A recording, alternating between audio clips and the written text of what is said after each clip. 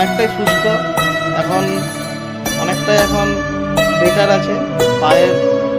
Photo পরে আমি share করে দেবো গ্রুপে, আমার ফেসবুকে, যে অনেকটা এখন আর হয়তো 2-3টে ড্রেসিং লাগলে পুরোপুরি শুকিয়ে যাবে, আর কোনো কিছু প্রবলেম হবে না। যে বেড সোর থেকে আরম্ভ করে যত ইনফেকশান ড্রেসিং হোক বা